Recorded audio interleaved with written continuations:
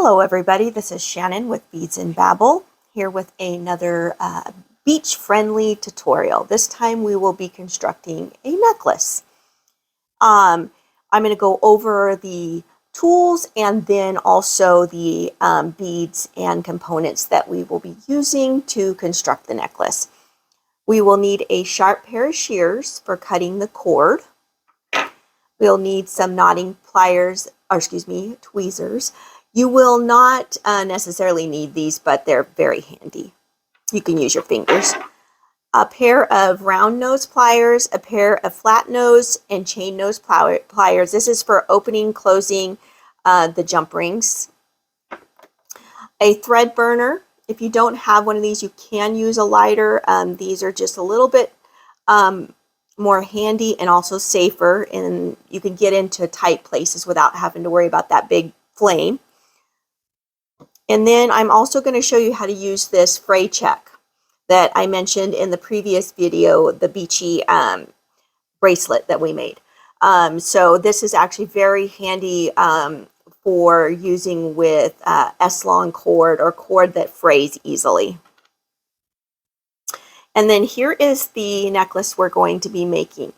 It is constructed out of C-long cord, some disc shell beads, some Picasso check glass seed beads, a few little antiqued metal fish beads. They are hollow core, so they got some weight to them, but they're not too heavy.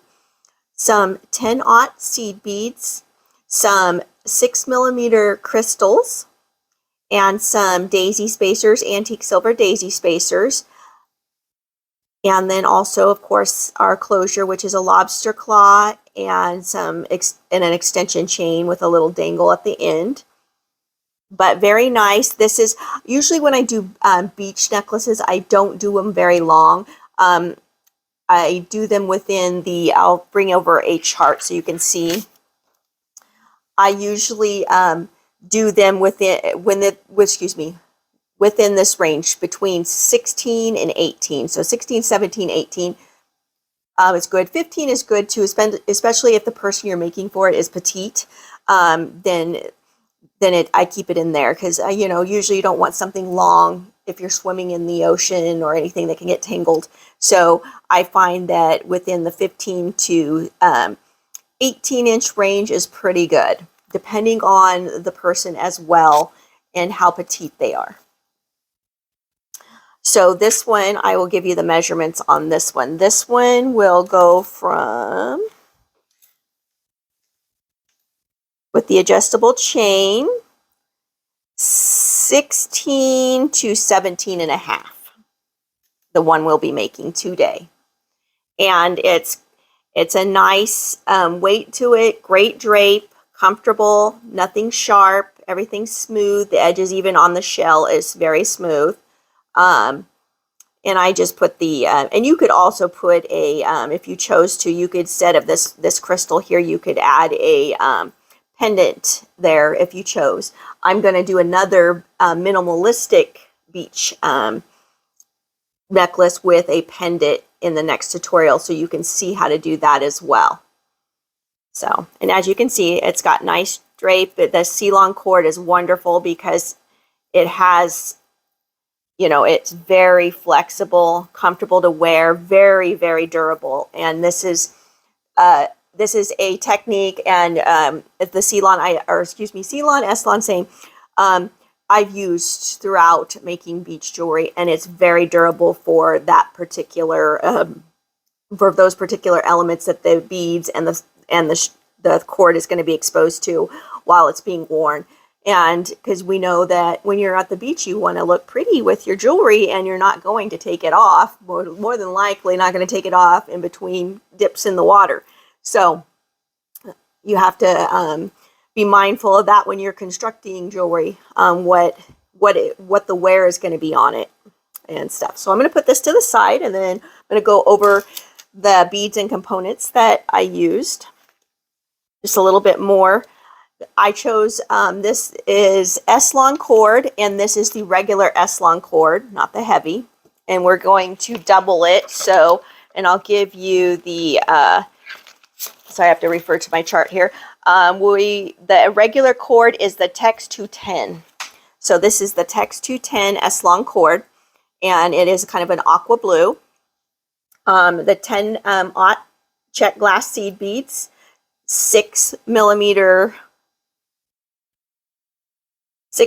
crystals, 6 aught check Picasso seed beads in this kind of lavender. And then I have the shell disc beads.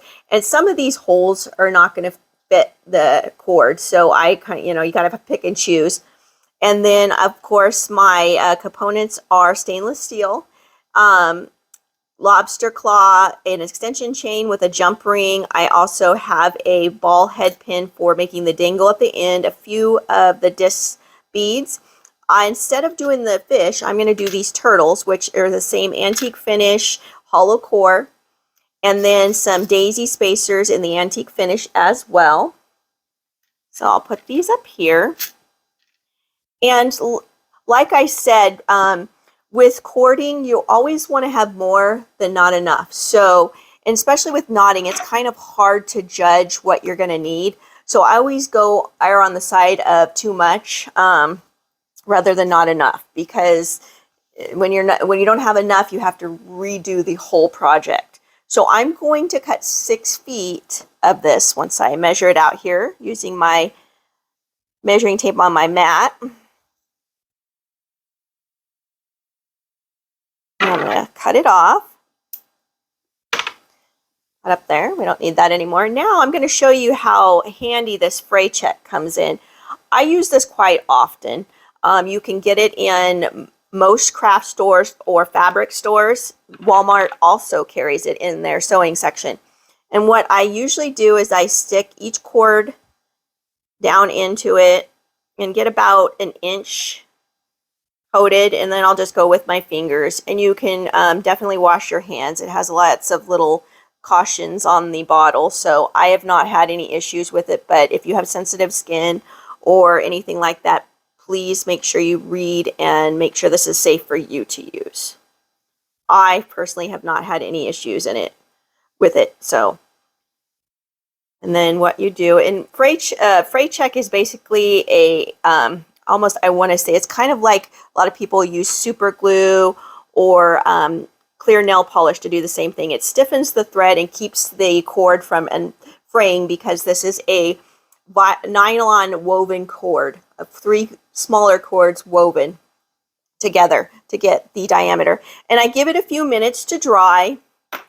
And what it does for me, as I've noticed, it almost makes like needle-like ends. So it makes passing the cord through the beads and such easier, and also makes it stiffer so it's needle-like, and it just makes the process easy. Also doesn't fray. You can reapply too. If you have a particularly long, you might have to reapply. So keep that in mind as well, and keep the ends separated because it's tacky until it dries and they will stick together. And what I'm doing there is I'm just kind of making sure the cord is, and I'll run my fingers over it to make sure when it's dry. So what I'm going to do is I'm going to take the lobster cord and a claw, and I'm going to thread it onto one of the cords, and then I'm going to go down to where it's in the middle of the cords here, just like that. And then I'm just going to tie an overhand knot. And I'm going to leave about 1/8 of an inch between the knot and the lobster claw. So it has room to move and freely, so it's not wearing on the cord unnecessarily. So like about that. And there you have it. Alrighty. And then I'm going to grab one of these discs, metal discs. They're about 4 millimeter metal disc bead.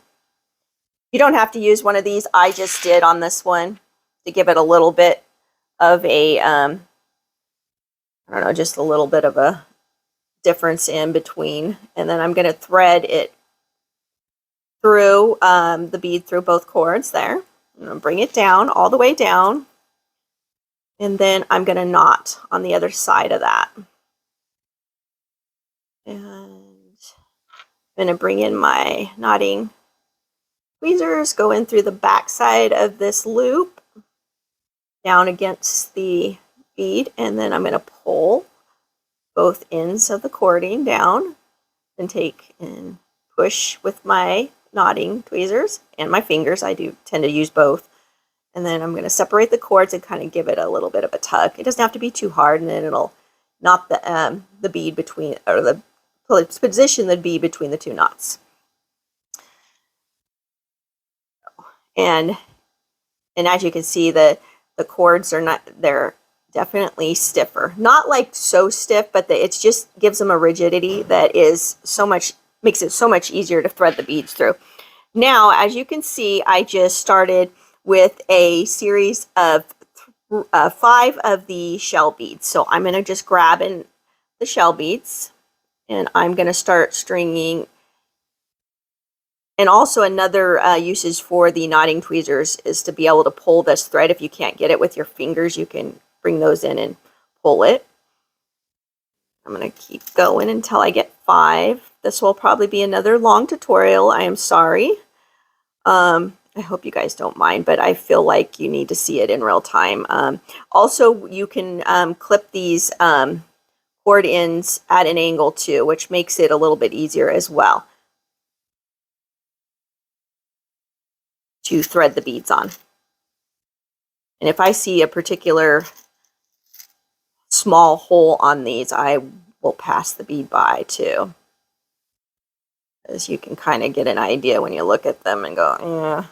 And I'm going to cut this one. I'm going to cut these both kind of at an angle so I have a little bit more freedom here to slide through. Just makes it so much easier.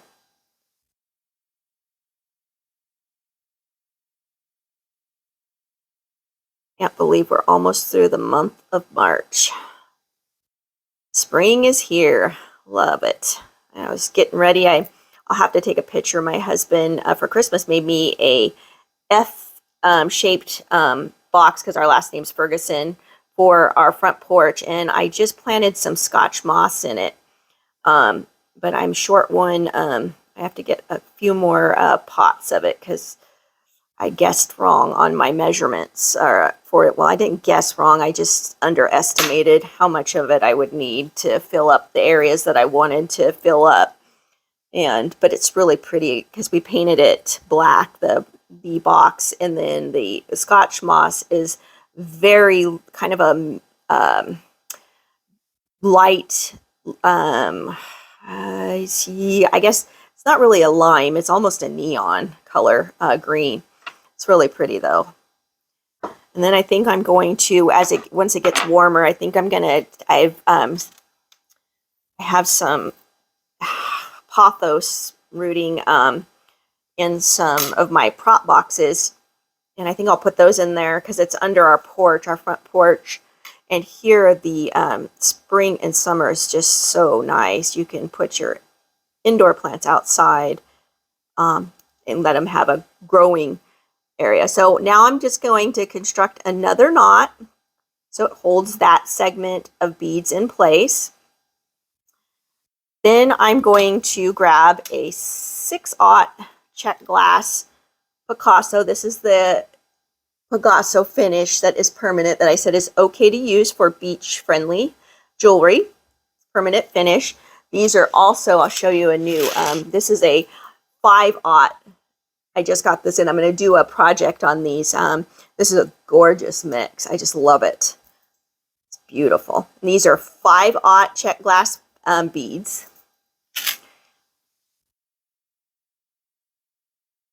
You know, it's like every time I get new beads, it's like Christmas. I'm packing them, and I'm going to focus on getting a bunch of new beads up here in the next couple of weeks. As I know, summertime and craft fairs are starting to blossom, and everybody's starting to get the itch to get creating and stuff. I know I've been wanting to get out in the garden so bad, but it was raining this morning, and even though it's spring, it's chilly outside, and when the wind blows here, oh my goodness, it is so cold. If I can be outside as long as the wind is not blowing. If the wind is blowing and it's cold, it is so bad. It cuts right through you. It's enough to send me back into the house, and I am a hardcore outside person, and in my flower pots and stuff like that. And I'm sure, as you can tell from my very beat up hands, I'm always doing something outside. I was on the porch yesterday in the evening time planting that box. That's when I had some spare time, and I had to bring out my little Coleman propane heater and set it up next to me as I was doing that. I was like, oh my gosh, this is so cold. And if you do start to, because after I cut it, I should have cut these angles before I dipped into the fray check, but you can reapply. Makes it a little bit easier. Cut your angles, then dip, because it'll seal up those open edges once you do the cutting. And this is the part that's a little bit fiddly, like I said, just getting these shell beads on here, because the holes aren't, of course, consistent, and with it being a natural material, they're gonna vary as they drill them. So it's our next segment of 5, and I believe I did 7 on each side. I did. So I did a alternate pattern of the 5 shell beads and 1 6/0 seed bead, and I'm just doing overhand knots like I did in the previous tutorial, making the beachy bracelet and the anklets. And like I said, you can change this design up to, you can make it as many shell beads as you want. If you don't like the 5, you can do more or less. It's up to you. Really, honestly, you can mix it up.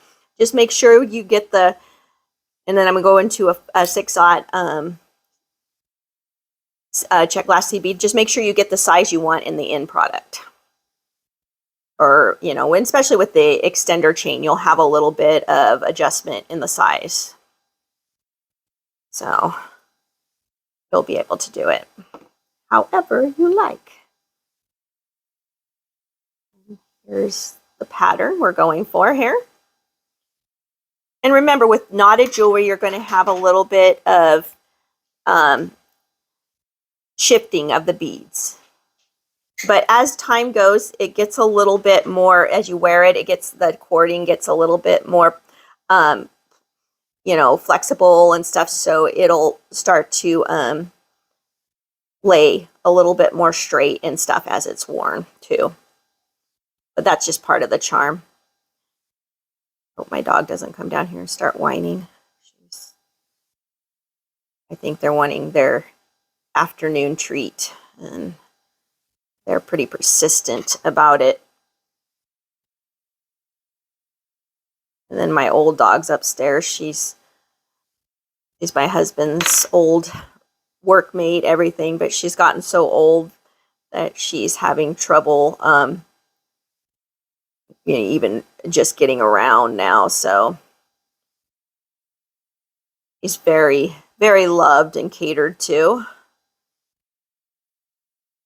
Very spoiled, all of our animals are, but I think most people that have animals spoil them. And especially since our kids are all grown and out of the house, they've become our little babies. We've got several of them, 5 in total. Wasn't planned that way. A few were adoptions through Pets Without Partners, which I love that organization. If you ever get a chance to adopt an animal from them, they are amazing. Very, very loving and want the best for the animals. I love that they come out personally and check your home, make sure you have the proper facilities before they'll even consider you for adoption, which I think is best for the pets. It's nice because I think a lot of people don't realize the work that goes into having a puppy and stuff. Sure, they're cute and stuff, but they're a lot of work. So it's a big commitment.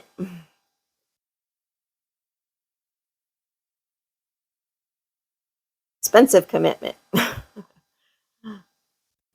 My vet bills are just for maintenance are atrocious. Had to reestablish once we got here. Our old gal, she got a thorough checkup because we traveled so many miles, and she's, you know, she was a little stressed from the journey itself. And so we went into the vet here and got her established first off because she's the oldest and most, you know, susceptible to being sick and stuff. And she got a clean bill of health, and I got a huge bill at the end of it. They're like, oh, she's perfectly fine. She's just getting old. I'm like, okay, thank you.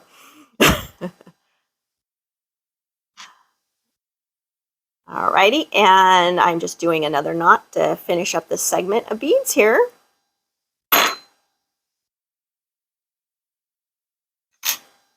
And you can choose different beads. I think I went over the kind of beads appropriate for, I should say appropriate, but durable enough to withstand like beachwear and stuff.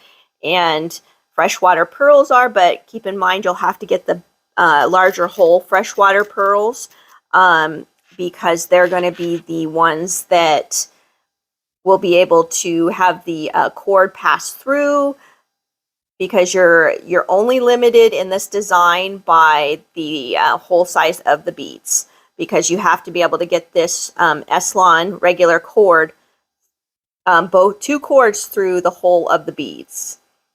And as you can see, I'm having to work them through these shell. Oops, I did that all for naught. I'm not paying attention to my design. Thank goodness I look. And that's another thing. I've done it many a times. Don't be too hard on yourself if you do it, but pay attention to your design and make sure you're getting the right beads on the cord at the right time. So now I'm going to pass the 6/0 seed bead through it and do my knot.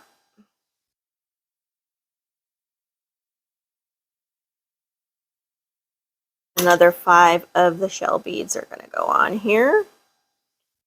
And you'll do this until you have the 7 segments of the shell beads on here. And then I will show you what I do to, I'm going to recoat this one.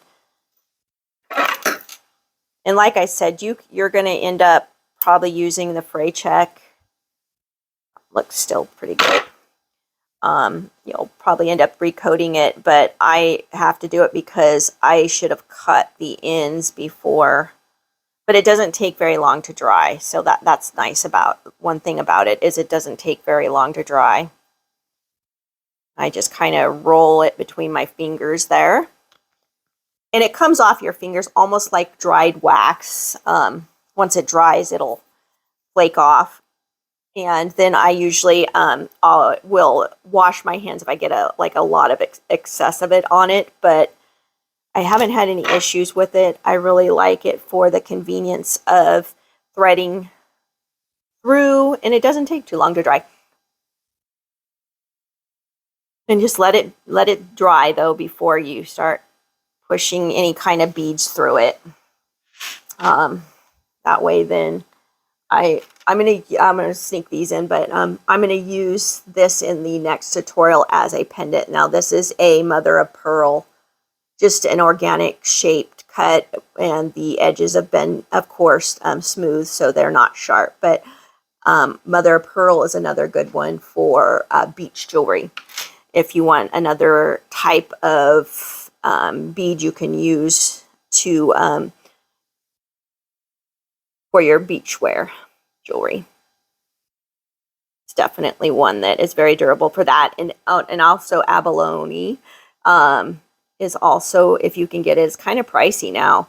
I remember when I was younger, my mom had a lot of it, a lot of jewelry, abalone jewelry out of the shell, which was really gorgeous. It has almost rainbow colors. It's really pretty, but it's definitely more expensive nowadays. I definitely like, when I'm doing beach jewelry, I definitely like freshwater pearls though. I just wish that, I mean, now that they're drilling the holes, I mean, they specifically drill holes larger. You can also do it yourself with a bead reamer, but it takes a little bit of time to do, you know, depending on how many, if you're not going to be using that many freshwater pearls in your design, you know, you could probably do that without having any issue, but it's a little bit more time consuming. But I have to say though, they're one of my favorites to do though. They're just gorgeous. All right, another 4 down, 3 to go. Sorry, this is going to definitely be a lengthy video, but you guys feel free to fast forward through this section until you get to the next, you know, section where you're going to be seeing me add on the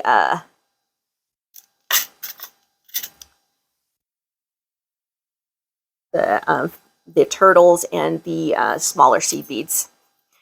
You could also, you don't necessarily have to use 10-aught. You could use, I wouldn't go smaller than 10-aught because of the cording, but I would go 10-aught, maybe 8-aught seed beads would be okay, which would be pretty too, to use. And I actually went between that in this one, but I just like the particular look of those seed beads, so that's why they ended up ultimately winning the decision of being made into this necklace. I sent my beachy bracelets into work with my husband for his co-worker, Deanna. She has 2 daughters, lovely daughters, and herself, and she liked them, so I sent them in for her and her daughters. I don't know who's going to end up winning the arm wrestling for it, but I'm just kidding. I'm sure that I can share them.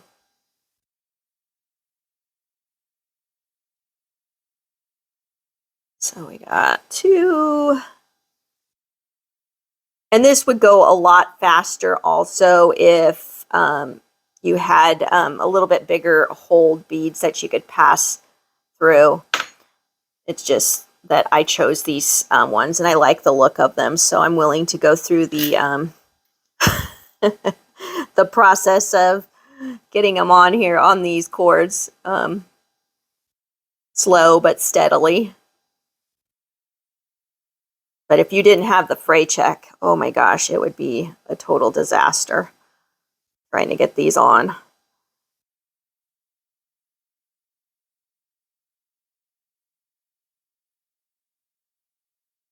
And they come in a pretty, I'll show you for bigger holes as I'm threading these on.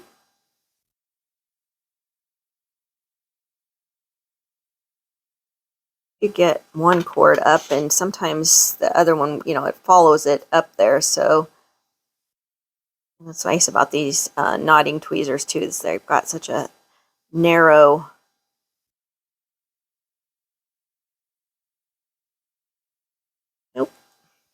says, no, I'm not doing it.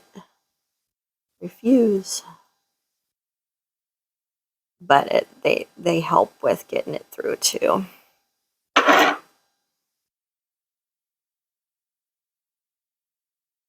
My fingers do not want to work today, I'm telling you. It's one of those days where I know I'm not going to be able to hold anything substantial. Almost dropped one of my houseplants today when I lifted it up. I was like, I don't know if I just didn't have my grip secure or not or what, but was taking it to water it and nearly dropped it. I would have been so sad. I dropped it. It's one of the ones I raised, I should say raised, but grown since it was a little baby. And he's gotten pretty good size now. He's in a 6-inch pot. He went from being a little node that I ended up saving. The plant had root rot, and it was a gorgeous ring of fire, philodendron ring of fire, and I ended up saving the ginormous plant, one node, and I am so proud of that plant. It's grown up quite a bit now.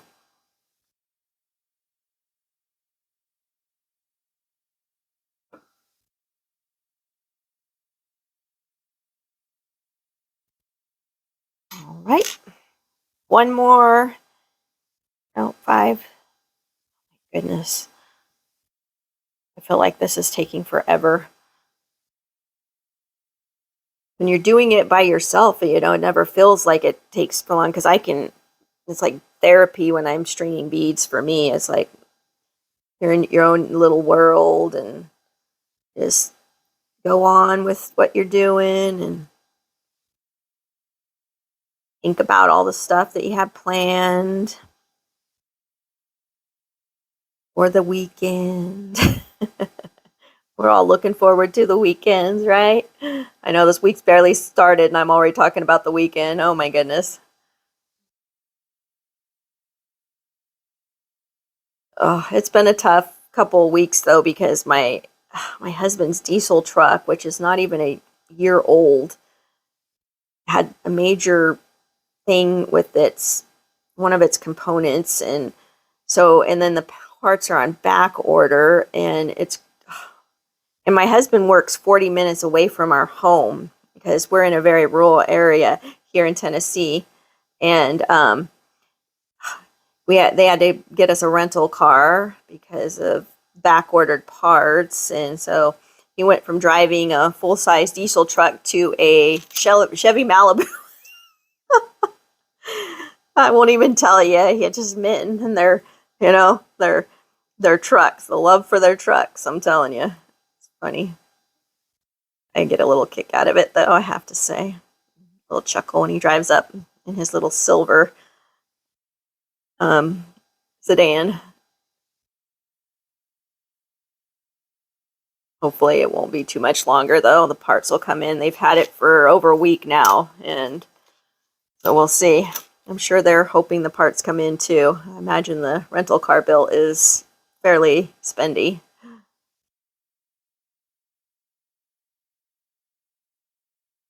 And this is the shell beads as they're strung, and I'll actually pull some more off here so I can select bigger sized holes. I might even cut a portion of this stringing out so you guys don't have to be subjected to an incredibly long video of me just trying to get these shell beads on these cord. I wish they do have like gemstone beads now that they've started to drill the holes bigger on, because gemstones are also a notorious one is the weight. They don't want to take away the weight and the natural material, so they tend to drill the the holes a lot smaller, so they don't lose the weight of the gemstone and stuff. But they're actually starting to drill 1 millimeter holes in gemstones, so you can watch for that when you're purchasing them too. So they'll purchase the larger ones, especially if you know you're going to be using them for the cording, using the cording as your string.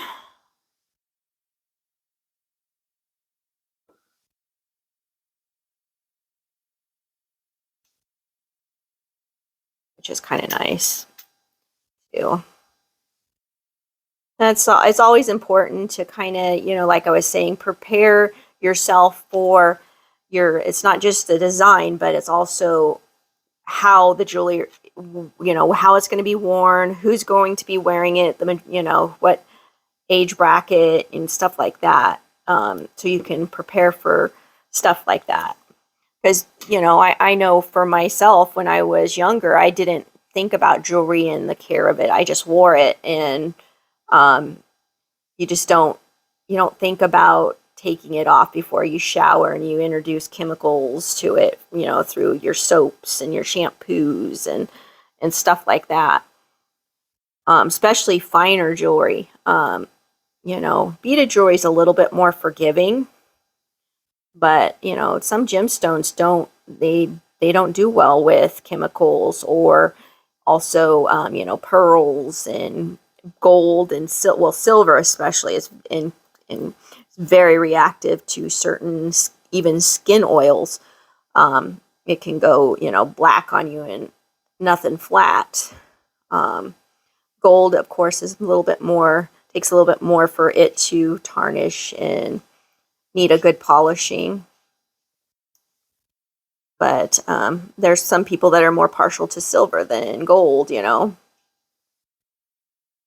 I think it's kind of a depends on the trend of what, you know, platinum, and then gold was out for a while, which was kind of the staple, you know, before, you know, everybody, gold was the sought after precious metal, and then now it's, you know, platinum, or, you know, silver, you know, jewelry, you know, silver finished jewelry. But I think now it's starting to go back to gold for people. And then the rose gold, that didn't last too long though. I don't think that, I mean, a lot of people jumped on that. And then I don't, you know, it seems to be waning. It was, you know, it didn't catch on as much as silver. I think the classic silver and gold, it kind of goes, one year it's one year it's the other. I honestly think you stay with whatever you like, your preference, and what you're happy with, and don't worry about the trending so much, because it always comes back around. It's like the high-waisted jeans and all that stuff, and the crop tops and stuff, they're all coming back. I'm like, oh, the 70s, back again for a repeat.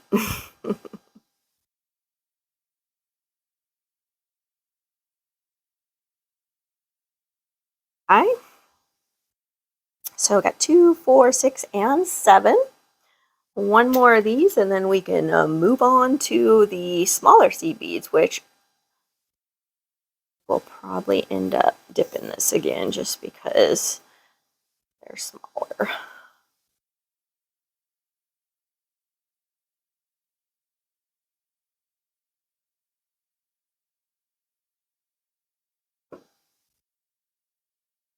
And as you can see, the technique of the knotting is fairly simple. And I believe they have like an knot or something like that, that they, so you can get your knotting. But I think that's more for spacing of the knots, not so much the knotting of getting it close to. So now what I'm going to do is we're going to thread on a turtle with both strands.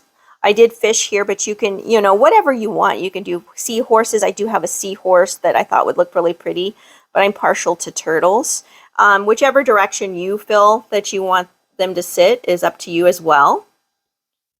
And you will be stringing this element onto both cords. And what I usually do, this is sometimes a little bit of a interesting adventure too, especially with the longer beads. Try to get them to go at the same time.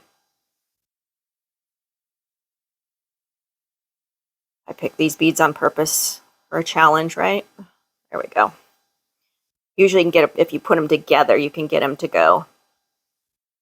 Alrighty, and then I'm just going to tie a knot, knotting the turtle on to the length of, and also pay attention to the holes on any of the metal beads, especially the hollow core metal beads. They tend to be a little larger. So just make sure that the corded knot is going to hold it on. And now we're going to, what I did was I strung 10 of the 10-aught seed beads onto an individual one cord this time, not both, just one. And these are 10-aught check glass seed beads. As you guys know, I'm partial to check glass. I like the organic nature of the beads and how they're made.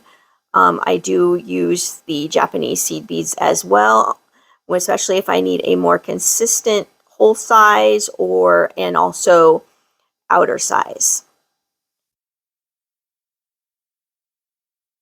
I have 6. And I usually are counting, sometimes out loud.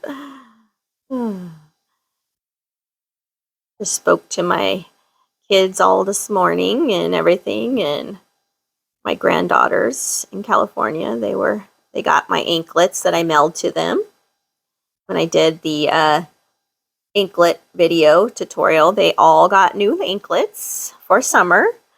Mailed them off. They were super excited. Called to thank me.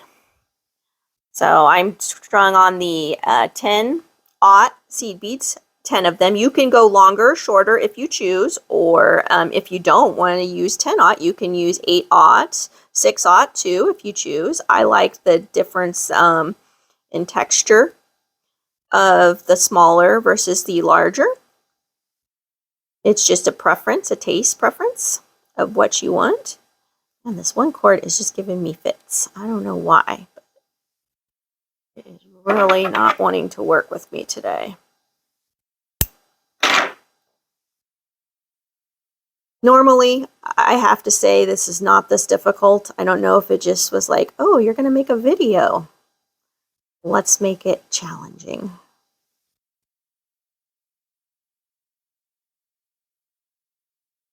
Three.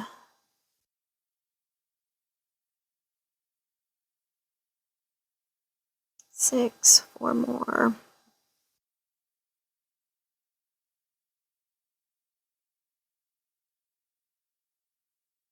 Okay, so we got 10, I believe, but I'm going to double check myself. 10, 10. Okay. And what I did here is I simply strung the 10 on, and now I'm going to bring the cords together. I did not knot this section. This section was not knotted at all. It was just strung. So I took some daisy spacers, thread both cords through. These had a decent hole, so I could do that with them, and I did that on purpose as I wanted to make sure that it would go through. And then I took a 6mm round crystal just to give the necklace a little sparkle. Do that.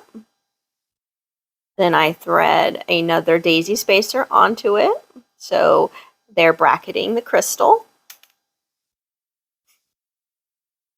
That one behind, I don't want to do that. And then I just brought it down, and then I strung another 10 of the 10-aught seed beads. Say that fast 10 times. And I did this for 1, 2, 3, 4 sections. And what I did, the reason I did 4 is because I was going for a certain length on the necklace. So you could lengthen this section if you wanted to, if you wanted more length, or if you wanted it larger, you just wanted the section larger, you could do that too. It's all up to you in the sense of what length and what design, how you want your design to look, your final piece of jewelry, how you want it to look. So definitely up to you. It's not a difficult design at all. It's not a difficult, honestly, the process of making jewelry, once you get the basic techniques, is not hard. I think most people find the designing the challenge. And you know, colors and stuff like that is what's the challenging part for most people. Because once you know what you're doing in the sense of, you know, bead sizes and techniques, you know, what kind of, whether you're going to use cord, beading wire, you know, and a lot of that depends on where the jewelry is worn on the body, as well as what it's going to be exposed to during it being worn, you know, that kind of stuff. You know, and the shape of the beads and the, you know, because sometimes you can't, you know, you with a wrist, you don't want a bead that's really long and straight because it's not going to feel good against the curvature of the wrist. So, you know, you take in all that kind of things into your design and stuff, and you go with that. So just a lot of, you know, more technical stuff. And then once you get that all dialed in, then you're kind of, You can go wherever you choose with your designs. So I've got, looks like 8. Double check 8. Yep. And I'm kind of just grabbing them with the needle and then pushing them on with my fingers here. Just challenging. Okay, and then I'm going to bring the cords together again, and then I'm going to put on a daisy spacer, another 6mm crystal. A hole in this bead? I know there is. Let me get this down.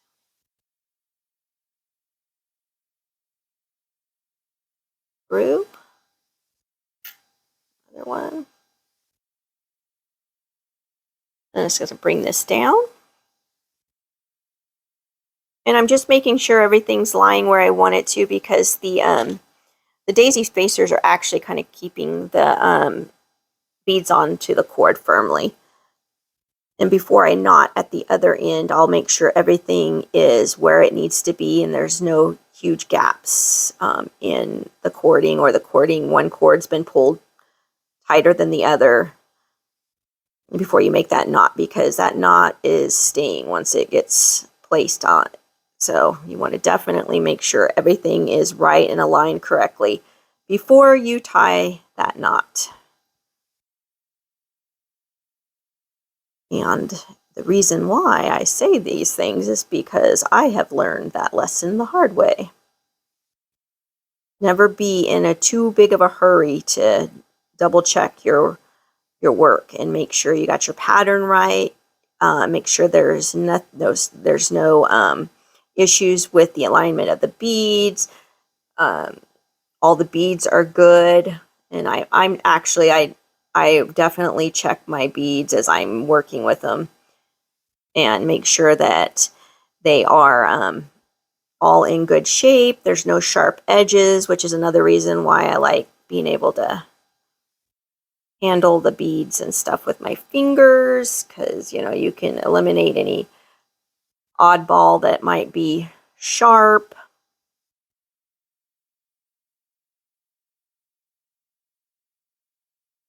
Jewelry should never be sharp, other than the spikes, that you wear for earrings and stuff.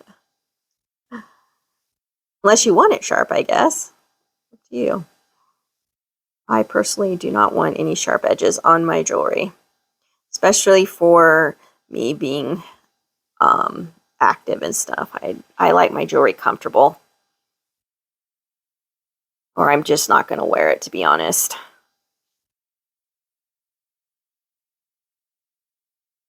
There's a lot of times, like, I have this wedding, I forget what is it, groove wedding band, and I wear this most of the time anyway because I have a nice band. I mean, my husband bought me for our 25th anniversary a really beautiful band, and with diamonds in it and stuff, but I do so much outside and everything that I worry about damaging it. And so I'll wear it for, like special occasions when we're going out or whatever. But most of the time I just wear this plastic band because I know that I can't hurt it, and it's comfortable for me too. When I'm gardening and stuff, I don't have to worry about taking it off. But yeah. So next segment done. And we'll bring those together. We'll do the daisy spacer and the crystal.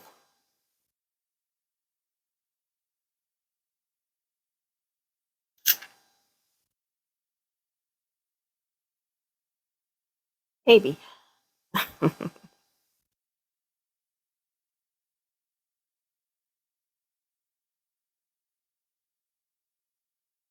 And might want to be fraying too much. Then nip it off again. I don't know. See? Yep. And this is another reason why I always cut more than I need for cording, especially the woven cord. I mean, or the twisted cord. It just, from just going passing. It's just a normal thing that's going to happen. It's going to fray. And another, you can use thread conditioners too. This is a Thread Heaven, and you can use beeswax too if you find that you're fraying. Try a different crystal. Maybe I have a oddball hole or something. I don't know. That can happen. But I do actually think the fray check works really well because it doesn't just condition and keep the cords together. It stiffens the cording too, which makes it needle-like, and it makes it a lot easier to get through, pass through, especially double cords through.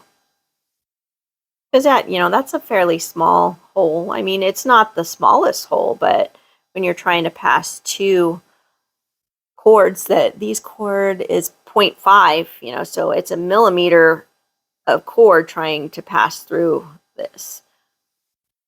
So just stick with it, you'll get it.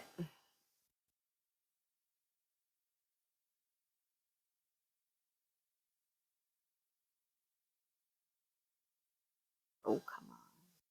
Go through. I'll twist and push too. Nope.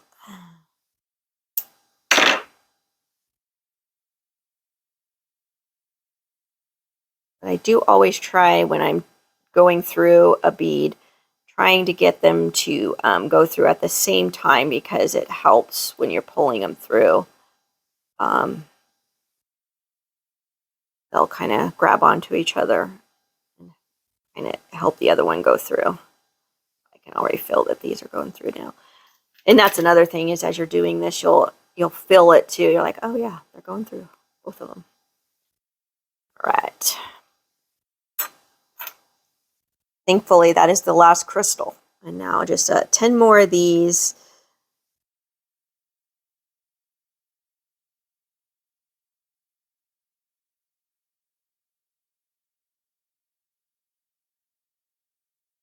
And we can put the second turtle on. Already looking at the clock going, oh my gosh, this has already been an hour. So I definitely will be cutting out a section. So if there is a weird cut in this video, that is why, because I don't want to bore you guys with just the stringing of the same exact. There's no learning involved, basically. So the learning will come here at the end when I put on the zender chain and stuff, which is really easy. All this is actually very easy technique too. There's not a lot of, I mean, a beginner could totally do this and feel really good at the end, which is always nice to be able to feel good about accomplishing a piece of jewelry, especially if you've never made jewelry or tried to. This is a really good technique to begin with, and you can use different cording. It's a preference. Like I said, there's wax linen cord. A lot of people like that. I tend to like the S-Lon and C-Lon cord. Now wax linen comes in a ton of colors too, but before there wasn't a lot of color choices. So S-Lon is probably by far got the most color choices. It's endless, different shades of purple, blue, green, so there is lots and lots of choices. I literally have a drawer full of all the different cords that I have collected over the time. Alrighty, so now this is where I'm going to check, make sure everything is nice and together correctly, and then I'm going to tie my knot on this side. This section is finished.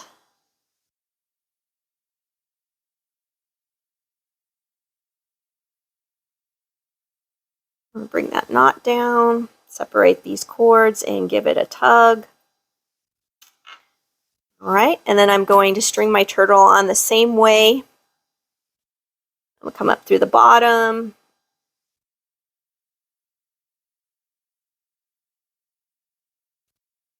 Another thing I find is when if I string through the longer beads and I kind of twist the cords as I'm stringing them through, they tend to work a little bit better and get through. And I'm just tying the second knot to hold the turtle in place. And then I'm going to repeat this section, and this is, I'm just going to go silent because I'm going to end up probably cutting this out, and then it'll come back to me attaching the extender on. And I haven't found a video software that I like yet. So editing software for just like cutting, and the YouTube Studio only allows you guys kind of to take, it doesn't allow you to add like another portion of the, like a video and then you stop it and add another. It just lets you cut out portions of the video. So I am going to just do that.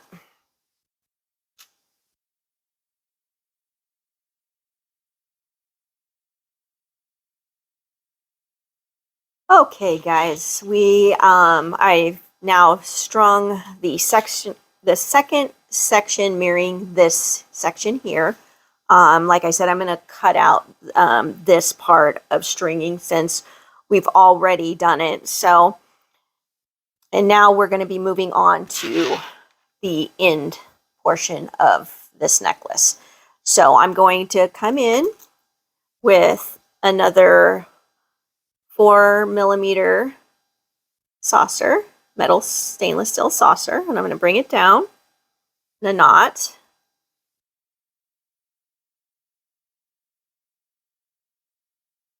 These are simple overhand knots throughout the whole necklace. And now I'm going to bring in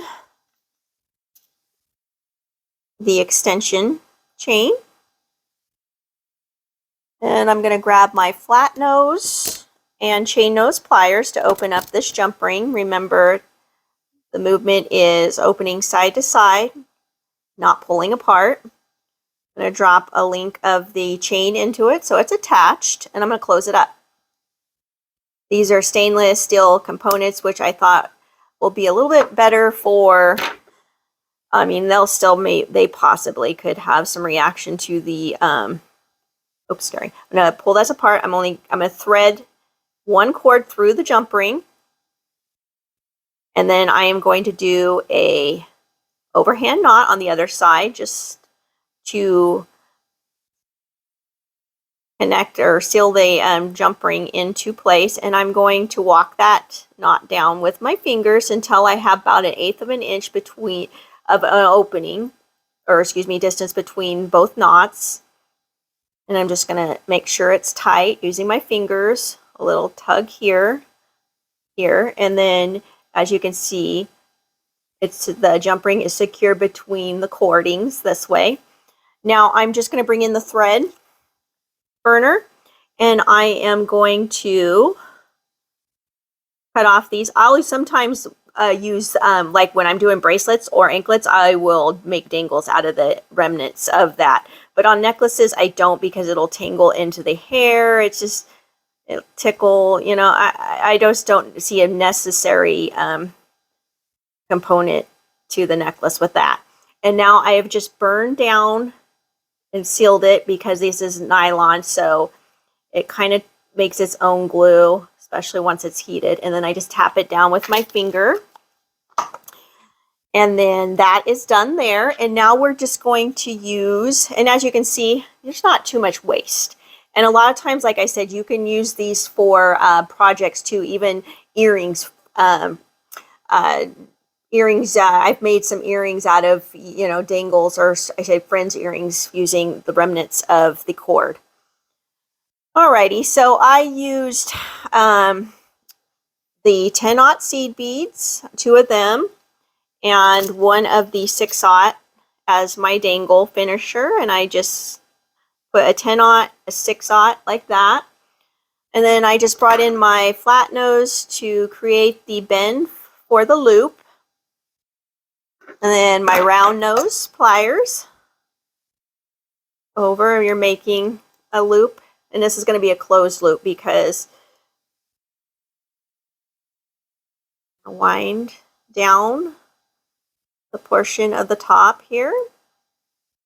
Oh, and I totally forgot to bring my cutters. You will need cutters. I'm sorry, guys. I need to get with the program here. And I'm just going to cut that excess off. And then I'm going to bring in my chain nose and kind of push that in so it doesn't stick out. And now there's my closed loop dangle.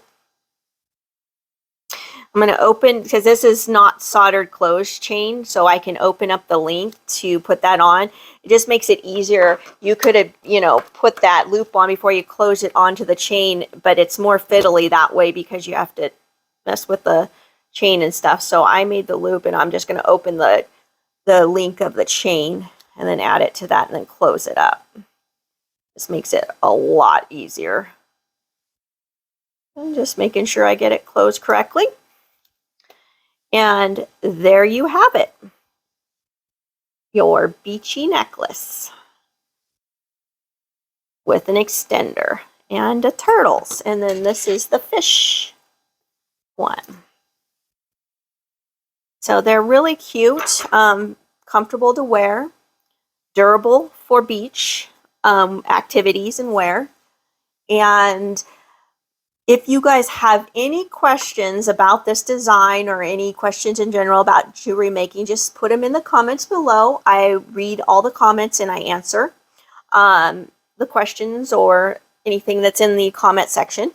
If you like these videos, please hit the like button. And if you're not a subscriber, subscribe and join us here. We're all about making jewelry here, tutorials and stuff like that.